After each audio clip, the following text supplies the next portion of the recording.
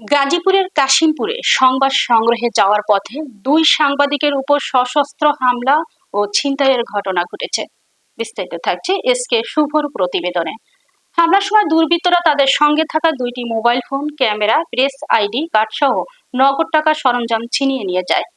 কাশিমপুর ১ নম্বর ওয়ার্ডের দক্ষিণ পানিশাইল এলাকায় ১০ থেকে ১২ জনের একটি সশস্ত্র দল চ্যানেল এস টেলিভিশনের প্রতিনিধি এবং কাশিমপুর থানা প্রেস ক্লাবের সাধারণ সম্পাদক মোহাম্মদ জামাল আহমেদ ও তার সহকর্মী ইমরুল ইসলামের পথ রোধ করে এ হামলা চালায়। হামলায় দুই সাংবাদিক গুরুতর আহত হন। খবর পেয়ে কাশিমপুর থানা পুলিশ ঘটনাস্থলে পৌঁছে আহতদের উদ্ধার করে শহীদ তাজউদ্দিন আহমেদ মেডিকেল কলেজ হাসপাতালে চিকিৎসার জন্য পাঠায়। ভুক্তভোগী সাংবাদিক মোহাম্মদ জামাল আহমেদ হামলাকারীদের দ্রুত গ্রেফতার, ছিনিয়ে নেওয়া মালামাল উদ্ধার এবং ঘটনার সঙ্গে জড়িতদের দৃষ্টান্তমূলক শাস্তির দাবি জানান।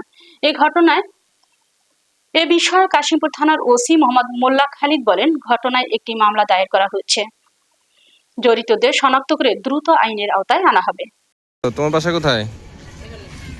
এখানে এখানে তুমি ছিলে? ছিলাম।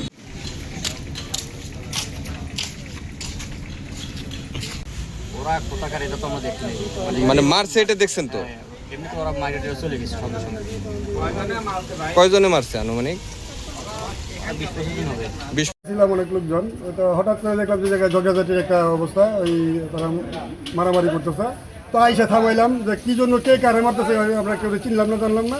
শুধু যে জামাল ভাইরে মারলো এইটুকুই দেখলাম, তাছাড়া আমার অন্য কিছু কেউ চিনিও না, জানিও না কে বাকার।